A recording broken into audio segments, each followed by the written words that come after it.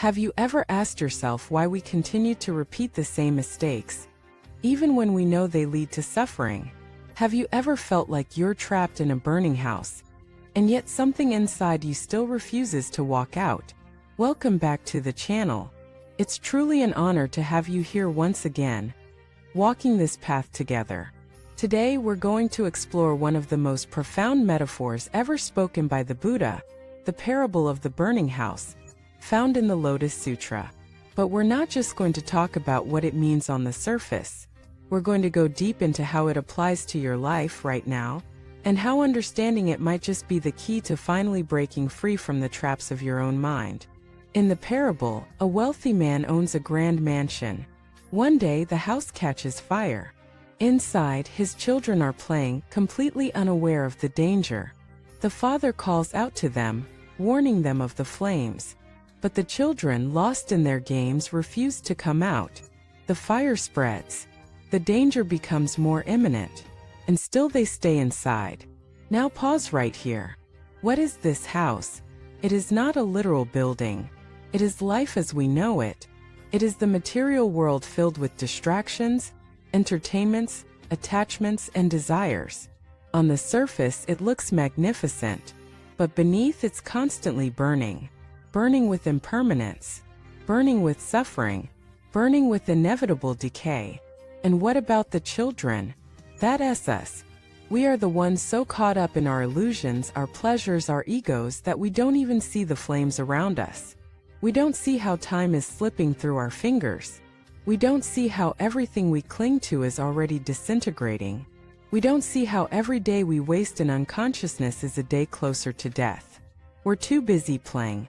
Busy with fame, busy with drama, busy with ambition, busy with scrolling endlessly, arguing mindlessly, comparing obsessively, all while the fire rages on. The Buddha, like the father in the story, is not angry at us. He is concerned. He knows we cannot see what he sees. And so, in the parable, the father uses skillful means. He promises his children magnificent carts pulled by goats, deer, and oxen waiting outside, filled with treasures. The children, excited by these promises, run out of the house. What are these carts? They are metaphors for different paths, different practices, different teachings. They are not lies, they are compassionate strategies, designed not to manipulate but to awaken. Because sometimes to save someone you must speak to them in the language they understand. But here's the twist. When the children exit the house, they don't find the carts they were promised. Instead, they find something far greater, a majestic vehicle beyond anything they imagined. This represents the ultimate truth, the one vehicle, the path to full awakening. This parable is not just ancient poetry. It is your life. Right now, ask yourself honestly, are you still playing inside the burning house? Do you think you have more time? Do you think your job, your success, your possessions will protect you? They won't, because everything is impermanent. Your body, your status, your loved ones, even your identity. The fire is coming for all of it. And that's not pessimism. That's truth. The moment you realize this, not just intellectually, but viscerally, you begin to awaken. You begin to understand that liberation doesn't come from escaping the fire. It comes from recognizing it and choosing to walk out of the illusion.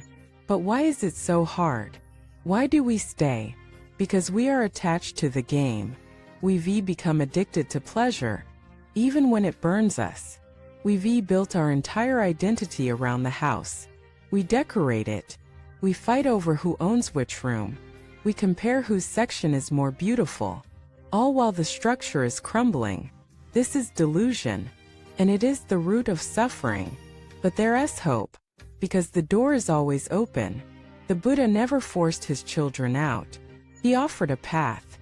He created conditions. He used wisdom, compassion, and creativity. And we too must use these tools not only to free ourselves but to help others. So how do we walk out of the burning house? Not by renouncing life, but by seeing through its illusions. Not by judging pleasure, but by refusing to be enslaved by it. Not by running from the world, but by transforming our relationship to it. You can live in the world, love your family, pursue your work, and still be free if you remember the house is not yours. It never was. It was always a training ground, a classroom, a place to learn the difference between real and unreal, temporary and eternal, attachment and love. This requires vigilance, because the flames are seductive. They whisper promises of comfort, control, validation, but all they deliver is smoke. To escape, you must choose clarity over comfort, awareness over avoidance, truth over tradition. Sometimes this means letting go of things you thought were part of you, a belief, a desire, a story you've told yourself for years. It's painful, but it's also purification, like fire burning away the dross to reveal the gold. This is the way out. The Buddha is not just a historical figure. He is a mirror reflecting what you are capable of. He left the palace not because life was bad, but because he saw through the illusion.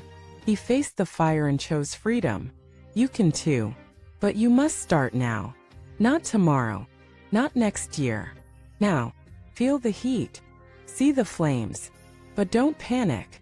Just walk out step by step, breath by breath, choice by choice. Every time you meditate instead of scrolling, you walk. Every time you speak truth instead of pleasing, you walk. Every time you forgive instead of clinging, you walk. Until one day you look back and realize you are no longer inside the house. You are in the light. You are free. And then the real work begins, not just saving yourself, but going back into the fire to guide others out. That is compassion. That is awakening. That is the path of the Bodhisattva. So don't just ask how to escape the fire. Ask how to become the one who brings others out. Not with force, but with wisdom, with patience, with love. Thank you for watching this video. If this message spoke to your heart, please share your story in the comments. Let others know they are not alone inside the house. Like, subscribe, and stay with us on this path of awakening. There is so much more to explore, and so many more fires to walk through together. Until next time, stay aware, stay courageous, and never forget, the door is open.